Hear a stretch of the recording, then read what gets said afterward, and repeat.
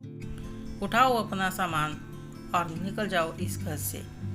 तीनों बहुएं, तीनों बेटे सभी एक लाइन में खड़े थे। तीनों ने अपने बच्चों का भी वास्ता दिया कि कहाँ जाएंगे, और रौनक लाल जी अपने कमरे में चले गए और तीनों बेटे बहुएं एक दूसरे का मुंह देखते रह गए कि अब क्या किया जाए, गलती तो हो गई।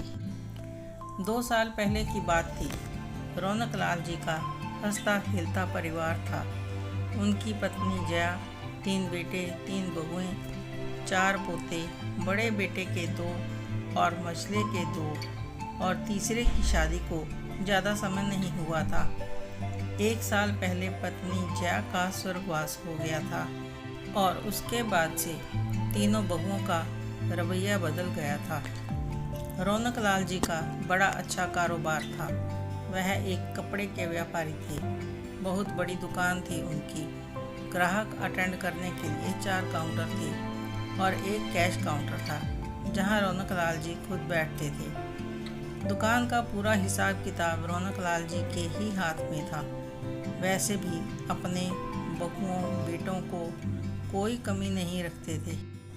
बेटों और बहुओं में यदि किसी बात को लेकर बहस या झगड़ा हो जाता था तो वह अपनी बहुओं का साथ दिया करते थे और बेटों को डांट दिया करते और समझाते कि बहुएं घर की लक्ष्मी होती हैं, उन्हें खुश रखा करो, और वे दौड़कर सास के गले लग जाया करती थी और वह भी बहुत लाड करती थी बहुओं को। वह कहती थी कि भगवान ने एक बेटी की कमी रखी थी तो 3 बहुएं देकर वह कमी पूरी कर दी। बहुएं भी अपने पति से ज़्यादा अपने सास ससुर के सामने अपनी फरमाइशें रखती थीं और वे भी अपनी बहुओं को कभी निराश नहीं करते थे। वे यही कहते कि हमें कमाना किसके लिए है, सब इनका ही तो है। 1 साल पहले रौनक लाल जी की पत्नी को डेंगू हुआ तो उसी डेंगू ने उनकी जान ले ली थी। लेकिन रौनक लाल जी ने अपने परिवार के दम पर आगे बढ़ने की कोशिश की। अपने बहुओं, बेटों और पोतों के साथ ज़्यादा समय बिताने लगे। कभी कभी दुकान ना जाकर घर पर ही रह जाते थे। लेकिन बहुओं को उनका घर पर रहना अच्छा नहीं लगता था। वे अपने ससुर को इग्नोर करने लगी थी। रौनक लाल जी ने ये सोचा कि शायद बहुएं हिचकिचाती हैं, तो फिर से उन्होंने बेटों के साथ दुकान जाना शुरू कर दिया, क्योंकि घर पर उनका भी समय व्यतीत नहीं होता था। घर पर दम घुटता था। दुकान पर फिर से जाने लगे तो बेटों ने कह दिया कि अब उन्हें घर पर आराम करना चाहिए, लेकिन वे नहीं माने और अपने कैश काउंटर पर बैठ गए। शाम को घर आकर हिसाब मिलाया तो उन्हें कुछ गड़बड़ नजर आई, लेकिन वे इग्नोर कर गए, किसी से कुछ नहीं कहा। उन्होंने फिर से सब अपने हाथ में ले लिया। अब वे घर आते तो किसी के साथ ज़्यादा घुल मिलकर बात नहीं करते, बस आते, चाय पानी पीते, खाना खाकर सो जाते। कोई बेटा बहू अब उनके पास आकर नहीं बैठते, हाल चाल नहीं पूछते थे। एक दिन रौनक लाल जी ने अपने कमरे से बड़ी बहू को आवाज़ दी। कोई नहीं आया। दूसरी आवाज़, तीसरी आवाज़, लेकिन चुप। रौनक लाल जी उठे और किचन में गए। फ्रिज में से दूध का बर्तन निकाला और गिलास में दूध डाला और गर्म करने लगे। तभी छोटा बेटा किचन में पानी लेने आया तो देखा कि पापा दूध गर्म करने लगे हैं। तो उसने कहा, पापा आप आवाज़ दे देते। रहने दो बेटा, आवाज़ें सुनने वाली तो अब चली गई है। लेकिन पापा, घर में आपकी 3 बहुएं हैं, किसी को भी बुला लेते। बेटा, जब पता है कि रोज़ रात को दूध पी कर सोता हूँ तो क्यों आवाज़ें दूँ? क्या अब खाना भी मांग कर खाना पड़ेगा? बेटा तुम जाओ और सो जाओ, मेरी चिंता मत करो, मैं अपना आप देख लूँगा। अब चुपचाप सो जाओ, सुबह बात करेंगे। सुबह रौनक लाल जी तैयार होकर बाहर आए। सभी नाश्ते के लिए इंतज़ार कर रहे थे और वे आए और उन्होंने कहा, बच्चों क्या मैं तुम्हें बोझ लगने लगा हूँ? बड़े बेटे ने कहा, आप ऐसा क्यों कह रहे हैं? क्योंकि मैं देख रहा हूँ कि मैं आवाज़ें भी देता हूँ, कोई नहीं सुनता। शायद मेरा काम ज़्यादा हो गया है। कुछ दिन घर पर रहा तो भी ऐसा लगा कि बहुओं की आज़ादी छिन गई है। दुकान पर गया तो लगा बेटों की आज़ादी छिन गई हो। तो बताओ कि तुम लोग क्या चाहते हो? तीनों बेटे बहुएं एक दूसरे की तरफ देखने लगे तो बड़ी बहू ने आखिर बोल ही दिया, पापा जी, इतने बड़े परिवार की जिम्मेदारी अब हम नहीं उठा सकते। तो फिर बताओ कि क्या करना है? बड़ी बहू ने कहा कि वह अपनी गृहस्थी अलग चाहती है।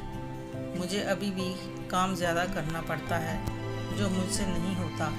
दूसरी बहू ने भी यही कहा, लेकिन छोटी बहू नहीं बोली। रौनक लाल जी ने कहा, ठीक है, जो चाहो करो, लेकिन मुझे बता दो कि मेरे साथ कौन रहना चाहेगा इस घर में। यह सुनकर सबके पैरों तले ज़मीन खिसक गई। तीनों एक साथ बोले, पापा क्या मतलब? बेटा मतलब एक ही है। जिसे भी इस घर में प्रॉब्लम है वह अपना सोच ले, लेकिन हमने घर छोड़कर जाने की बात नहीं की, अपनी अपनी गृहस्थी की बात की है। घर में 3 पोर्शन हैं, एक एक तीनों संभाल लेंगे, ठीक है ना पापा? और मैं यानी मेरे खाने का क्या सोचा है? पापा आप चिंता मत करो, हमने सोच लिया है, आपकी जिम्मेदारी हम तीनों मिलकर ही उठाएंगे। एक एक महीना बारी बारी से आपका सारा काम करेंगे। तो तुम लोगों ने मिलकर फैसला कर लिया है, इसलिए पिछले कुछ दिनों से कोई मेरी बात नहीं सुन रहा, मुझे इग्नोर कर रहे हो। ऐसा है बेटा, तीनों के पास तो पहले से ही अपना अपना कमरा है, लेकिन किचन घर में एक था और एक ही रहेगा। कैसे करना है देख लो। ठीक है पापा, आप बंटवारा कर दीजिए। रौनक लाल बिना कुछ बोले दुकान पर चले गए। पीछे पीछे तीनों बेटे भी गए। पूरा दिन खामोशी छाई रही, कोई कुछ नहीं बोल पा रहा था। घर में कुछ दिन शांति बनी रही। अचानक एक दिन पंचायत का बुलावा आया। सभी पंचायत के ऑफिस पहुंचे। कार्रवाई हुई। पंचों ने तीनों बेटों की तरफ से रौनक लाल जी को फैसला सुनाया कि रौनक लाल जी 4-4 महीने बारी बारी से अपने तीनों बेटों के साथ रहेंगे। अब आप घर और दुकान का बंटवारा कर दो। सरपंच ने पूछा, रौनक लाल जी, क्या आपको यह फैसला मंजूर है? पहले तो यह बैठक मैंने नहीं बुलाई, आपने मुझे बुलाया, मैं आ गया। पंचायत का सम्मान करता हूँ। मेरे बेटों ने फैसला किया कि मुझे बारी बारी से 4-4 महीने अपने पास रखेंगे, और ये तो हुआ फैसला इन लोगों का। ठीक है, मुझे मंजूर है। सरपंच ने कहा कि लगे हाथों आप अपनी संपत्ति का भी बंटवारा कर दीजिए। बरस पड़े रौनक लाल जी, इनको बाप का बंटवारा करना था, कर दिया। मैं इनका बाप हूँ, और रही बात संपत्ति के बंटवारे की, वह मेरी संपत्ति है। मेरी संपत्ति कोई पुश्तैनी संपत्ति नहीं है जिसका ये लोग बंटवारा करना चाहते हैं। ये लोग मुझे क्या रखेंगे? मैं इनसे कहता हूँ कि अभी मुझ में इतना सामर्थ्य है कि मैं इनको बिठाकर खिला सकता हूँ। इनसे कहो कि ये तीनों अपने अपने परिवार सहित आकर बारी बारी से 4-4 महीने मेरे पास आकर रह सकते हैं, और बाकी समय अपना अपना बंदोबस्त कर लें। और मैं अपनी संपत्ति का बंटवारा नहीं करूँगा जो मैंने अपनी मेहनत से खुद बनाई है। यह कहकर वे वहाँ से चले गए और तीनों बेटे अपना सा मुँह लेकर वापस आ गए। रौनक लाल जी ने 2 महीने का समय दिया कि कहीं भी जाएं, अपना इंतजाम खुद करें। बेटे बहुएं सभी उनके पैरों पर गिर गए, माफ़ी मांगी, लेकिन वे नहीं पिघले। 2 महीने तक सारा परिवार एक साथ रहा। घर के काम कैसे मिलजुल कर किए। बहुओं ने ससुर जी का बहुत ध्यान रखा। उनके उठने से पहले सभी उठ जाते और उनके सोने से पहले कोई नहीं सोता था। किसी ने कोई डिमांड नहीं की। घर एकदम स्वर्ग जैसा लगने लगा था। 2 महीने कैसे बीत गए पता ही नहीं चला। आज आखिरी दिन था। रात को खाने का समय था। रौनक लाल जी खाना खाने बैठे। उन्होंने अपने तीनों बेटों और बहुओं से पूछा, 2 महीने पूरे हो गए हैं और आगे का क्या सोचा है? बड़ी बहू ने कहा, पापा जी, आप जो कहेंगे हम वही करेंगे, बस आप हमें माफ़ कर दीजिए। मैं जब तक जिंदा हूँ तब तक मुझे मेरा परिवार मेरी आंखों के सामने चाहिए। जिस तरह से अब तक रहते आए हैं सब वैसे ही रहेंगे। अगर किसी को भी अलग रहने का ख्याल भी आया तो चुपचाप इस घर से चला जाएगा, घर और कारोबार को छोड़ छाड़ कर। इस संपत्ति से उसे कुछ भी नहीं मिलेगा।